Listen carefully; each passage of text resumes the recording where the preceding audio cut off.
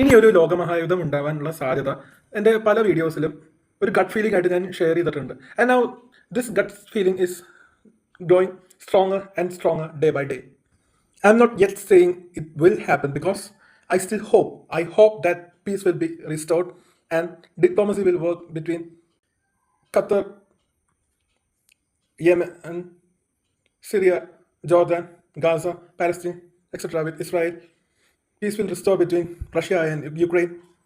Civil war in Sudan, Nepal, Myanmar, and all will end.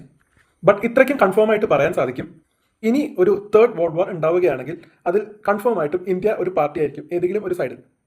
പണ്ട് ചെയ്തതുപോലെ ഒരു non alignment മൂവ്മെന്റിലേക്ക് എത്തി, like other fellow Nations like Belgium, ഇന്ത്യക്ക് ആ ന്യൂട്രൽ പൊസിഷനിൽ റിമെയിൻ ചെയ്യാൻ ആ ഒരു സ്റ്റേജിലേക്ക് വേൾഡ് പൊളിറ്റിക്സ് എത്തിയാൽ സാധിക്കില്ല എന്ന് ഏകദേശം ഉറപ്പായി തന്നെയായി.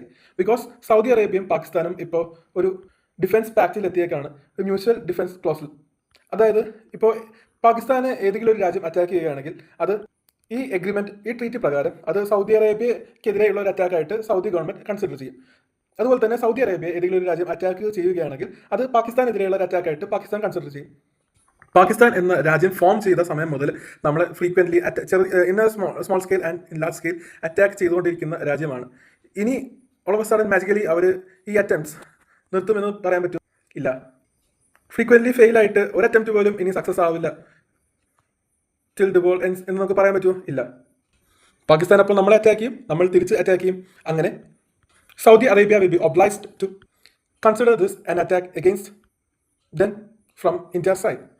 റീസെൻ്റ്ലി പെഹൽഗാം അറ്റാക്സ് നടന്ന സമയത്ത് പാകിസ്ഥാൻ്റെ ഡിഫൻസിലെ ഹെഡായ അസീം മുനീർ ഒരു മീഡിയയ്ക്ക് മുമ്പിൽ ഓപ്പൺ ആയിട്ട് തന്നെ പറഞ്ഞിട്ടുണ്ട്, they have been playing this dirty game for US. ഇതിന് പിന്നിലും US-ൻ്റെ കൈകളാണ് എന്നുള്ള സാധ്യത വളരെ കൂടുതൽ തന്നെയാണ്. USA-യുടെ ഈ വിത്ത് us or against us, take it or leave it attitude, ഇത് നമ്മുടെ ഫോറിൻ മിനിസ്ട്രിയിലെ ഹൈ ഒഫീഷ്യൽസും EAM ഉൾപ്പെടെയുള്ളവർ പലപ്പോഴും എക്സ്പ്രസ് ചെയ്തിട്ടുള്ള ഒപ്പീനിയൻ തന്നെയാണ്. ഈ അഡമൻസ് അവർ മൊണോപ്പൊളി ആണ് എന്നുള്ള ധാർഷ്ട്യം നമ്മളിന്ന് നമ്മുടെ ഡിഫെൻസീവ് പൊസിഷനിൽ നിന്നും ഡിപ്ലോമാറ്റിക് പൊസിഷനിൽ നിന്നും ആർമിയിലേക്കുള്ള ഇൻവെസ്റ്റ്മെൻറ്റ്സിലേക്കും ഫർദർ പ്രിപ്പറേഷൻസിനെ ഫർദർ കൂട്ടാനുള്ള ഒരു പൊസിഷനിലേക്കും എത്താൻ നിർബന്ധിതമാക്കിയിരിക്കുകയാണ്.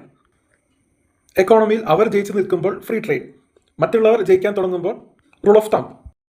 നമ്മുടെ എക്കോണമി ഗ്രോ ചെയ്യുന്നതിൽ നിന്നും നമ്മളെ പ്രിവെൻറ്റ് ചെയ്ത് ഒരു potential enemy in the future, may be the far future, അത് ഒഴിവാക്കുക by means of attack by arm forces. അതിപ്പോൾ മറ്റ് നേഷൻസിനെ ചെയ്യാൻ പ്രേരിപ്പിക്കുകയായിരിക്കും. ഭാവിയിൽ ഡയറക്റ്റായിട്ടും അവരുടെ സ്പൈ നെറ്റ്വർക്സിലൂടെയും അവരുടെ ആർമിയിലൂടെയും തന്നെ നേരിട്ട് നമ്മളെ പ്രൊവോക്ക് ചെയ്യുന്നതിലൂടെയും ആയിരിക്കാം. എന്തായാലും ഇന്ത്യയുടെ ഗ്രോത്ത് പ്രിവെൻറ്റ് ചെയ്യുക എന്നുള്ളത് തന്നെയാണ് ഇവരുടെ ലക്ഷ്യം.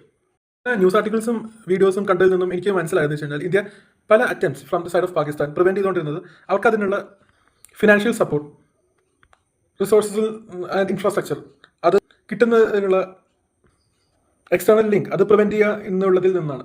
ചൈനയാണ് മെയിൻലി ഇവരെ സപ്പോർട്ട് ചെയ്യുന്നത്. ഓരോ അറ്റാക്ക് വരുന്നതോറും ഇൻക്രീസ് ചെയ്ത് വരുന്ന ഈ എംബാർഗോ അത് പോയി അവസാനം പാകിസ്ഥാൻ എക്കോണമിയെ ക്രിപ്പിൾ ചെയ്ത് IMF-ൻ്റെ ലോണിന് വേണ്ടി അവരെ ബെഗ് ചെയ്യുന്ന സിറ്റുവേഷനിലേക്ക് എത്തിച്ചിരുന്നു.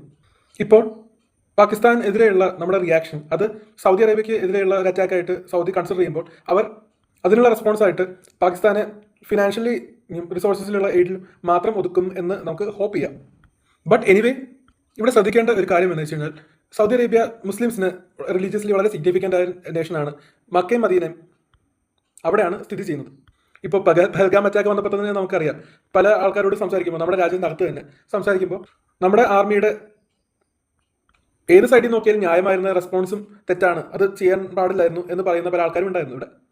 അപ്പോൾ വിത്തിൻ ഇന്ത്യ ആൻഡ് ഔട്ട്സൈഡ് നമ്മൾ ആഡ്വക്കേറ്റ് മെഷേഴ്സും അവയർനെസ്സും ക്രിയേറ്റ് ചെയ്യാൻ സാധിച്ചില്ലെങ്കിൽ നേരത്തെ പറഞ്ഞ പോലെ ഫ്യൂച്ചറിൽ ഉണ്ടാവാൻ സാധ്യതയുള്ള ഈ ഇഷ്യൂസ്, റിലീജിയസ് പോളറൈസേഷൻ ഇപ്പോൾ ഉള്ളത് അത് ഫർദർ ഇൻക്രീസ് ചെയ്യുന്നൊരു സ്ഥിതിയിലേക്ക്, അത് within India and India's relation with other Nations on the base of culture and religion അത് ഫർദർ കൂട്ടാൻ പോവുകയാണ്. ഇവിടെ സൗദി ആയാലും അവരെ പ്രോക്സി ആക്കി വെച്ചുകൊണ്ട് മറ്റേതെങ്കിലും വലിയ സൂപ്പർ പവേഴ്സിൻ്റെ കളിയാണെങ്കിലും പാകിസ്ഥാൻ്റെ ആയാലും അവർ നമ്മൾ അണ്ടർ എസ്റ്റിമേറ്റ് ചെയ്തിട്ടുള്ളത് എവിടെയാണെന്ന് വെച്ച് കഴിഞ്ഞാൽ നമ്മുടെ സ്ട്രോങ് ഇൻ്റലിജൻസ് മെക്കാനിസം അതിന് തന്നെയാണ്. ഇതിൻ്റെ ഒന്നും ആവശ്യമില്ല. പാകിസ്ഥാൻ പോലൊരു ഫെയിൽ സ്റ്റേറ്റിലേക്ക് മേക്ക് ചെയ്യുന്ന അവരുടെ ചായ്വ് അത് തന്നെ ഒരു മണ്ടത്തരമാണ്. പാകിസ്ഥാൻ്റെ അകത്ത് തന്നെ നടക്കുന്ന പല ഇന്റേണൽ ഇഷ്യൂസും നമുക്കറിയാം. ഇപ്പോൾ ബലൂചിസ്ഥാൻ്റെ മൂവ്മെൻ്റ് ആയിട്ട് സിന്ധുസ്ഥാൻ എന്ന് പറഞ്ഞ മറ്റ് ഒരു നേഷൻ അവർക്ക് പാകിസ്ഥാൻ്റെ ടെറിട്ടറീസ് എടുത്ത് ഒരു ഇൻഡിപെൻഡൻറ്റ് നേഷൻ ആവണം എന്ന് വേറെ കേൾക്കുന്നുണ്ടായിരുന്നു. ഇപ്പോൾ ഇന്ത്യ അടിക്കാനുള്ള വടിക്കായിട്ടാണ് അവർ ഈ പാക്റ്റുമായിട്ട് ഇറങ്ങിയിട്ടുള്ളെങ്കിൽ അവർക്ക് പാടെ തെറ്റി. ബിക്കോസ് പാകിസ്ഥാൻ ഡിറ്റീരിയോറേറ്റ് ചെയ്യുന്നതിലുള്ള ആർട്ട് അതിൻ്റെ ബൗണ്ടറീസ് പിന്നെ ക്രോസ് ചെയ്ത് ഫെയിലിയറിൻ്റെ പുതിയ ഡയമെൻഷൻസിലേക്ക് കണ്ടെത്തിക്കൊണ്ടിരിക്കുകയാണ്.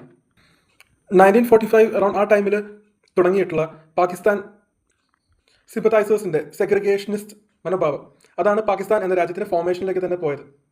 Then they grab India's land. Back then they divided, they grab our territories. They didn't care if pre-independent India got cut into 2 pieces. Now they are getting cut into several pieces. ഇത് അവർക്ക് മാത്രമല്ല, നമ്മുടെ രാജ്യത്ത് ഇപ്പോഴും നിലനിൽക്കുന്ന സെഗ്രിഗേഷനിസ്റ്റ് എലമെൻസിന് ഉള്ള മറുപടി കൂടിയാണ്.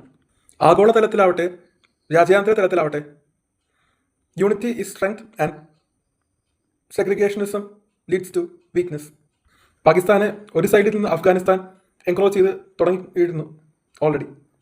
വൺസ് പാകിസ്ഥാനെ കൊണ്ട് ചൈനയ്ക്ക് അവരുടെ പേഴ്സണൽ ഗെയിൻസിന്, അവരുടെ മാത്രമായിട്ടുള്ള ഗെയിൻസിന് ഉപകാരപ്പെടില്ല എന്ന ഘട്ടം വരുമ്പോൾ ചൈനയും പാകിസ്ഥാനോട് അവരുടെ ട്രൂ കളേഴ്സ് കാണിക്കും.